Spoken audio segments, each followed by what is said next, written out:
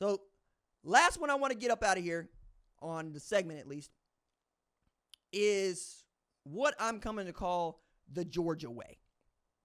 And when I say it, I don't mean it to sound like, a nasty comment the way we might say the Patriot way, but the Georgia way, what Nick Saban used to call the process.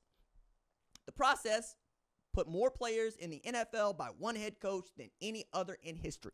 Okay? That's what we're talking about. The Georgia way is becoming infectious because now that we have seen not just what Georgia was able to build with Kirby Smart with Nick Saban at Alabama, think about how much more capable Kirby Smart is about to be with Nick Saban up out the paint and sitting next to Pat McAfee trying not to just every single time. There's a great story in The Athletic by Seth Emerson that was getting at this very conversation. And I love the way he built it. He built it around a former Michigan commit named Raylan Wilson, plays linebacker.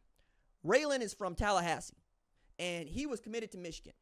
He was going to Michigan. That was what was going to happen. And remember, Michigan is on their come up, right? 2022, they're this close to winning the national championship. They lose to Texas Christian, but they feel like they got a squad. And you could be a part of that. He could have been on a team that won the national championship last year. So what changed? He watched the 2022 NFL draft. 5-star recruit, committed to Michigan, watched as Georgia had 5 defensive players drafted in the first round and the number 1 overall pick. And within a month, he was saying, I got my A's mixed up. You know what I'm saying? My fault. I didn't mean Ann Arbor. I meant Athens.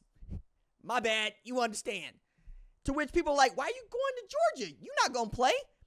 That's kind of the reason why he went to Georgia. Like, I love this. He's playing a little bit as a true freshman. He rotates in at linebacker and he snares, doesn't see a bunch of snaps, but he sees enough. But that is also what Georgia's defense is. Georgia's defense is a bunch of Raylan Wilsons and rotating in endlessly, nonstop. Matter of fact, Mykel Williams, outside linebacker, probably going to be a first-round pick in the 2025 draft. He said, this is the quote, "That's how we play. That's our scheme." Leave it to Kirby Smart to take what used to be negative recruiting and turn it into the only way that we play football. Wild. Like, think about this. Mykel Williams, also a 5-star recruit. Mykel Williams, probably, as I said, going to end up in the first round of the NFL draft 2025. But that dude don't sack nobody. He had just 4 sacks all of last year. And Georgia has not had a single player finish in the SEC's top 10 of sacks or tackles for loss in 5 years. 5 years. What I'm saying to you is, the Georgia way is, we will have as many of you as there are. We will not have one Raylan Wilson that we got to depend on to go make tackles.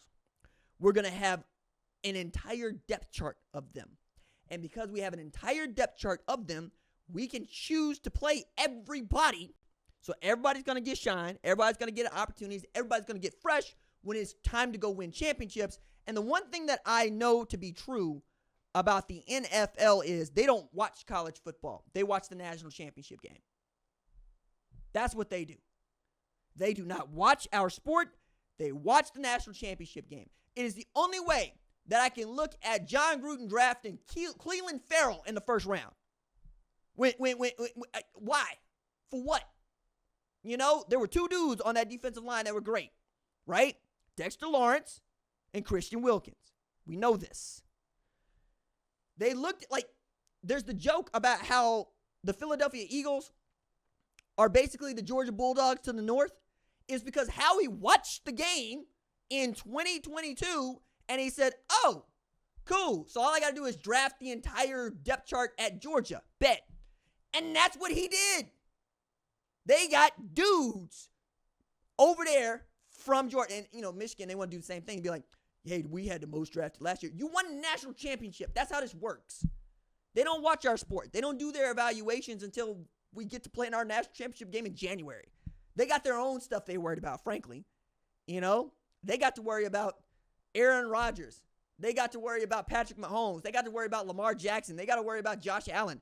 But I'm also going to point out to you, Patrick Mahomes didn't play on no national championship team.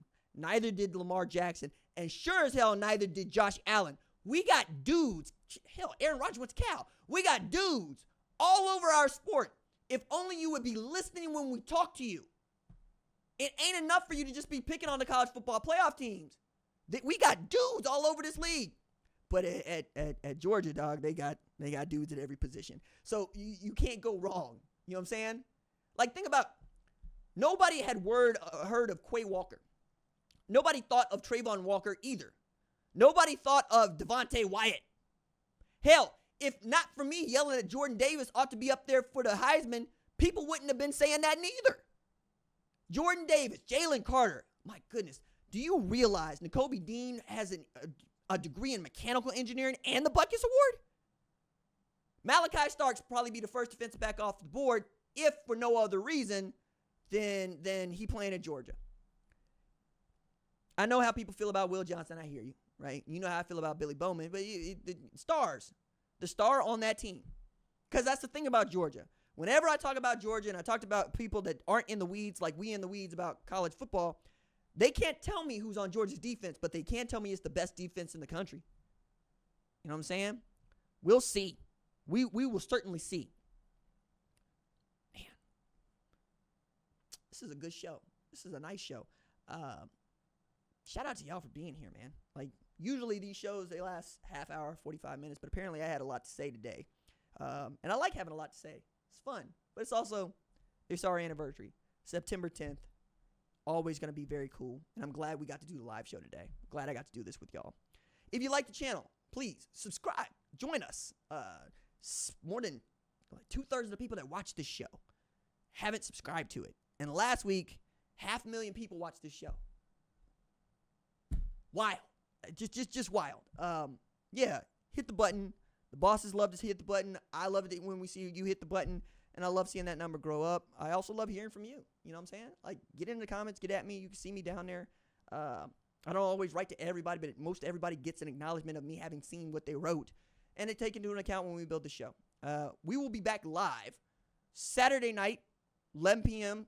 Eastern Standard Time, probably Thursday, probably Friday as well, if there's some games that go off. All right, that's it for me. Deuces.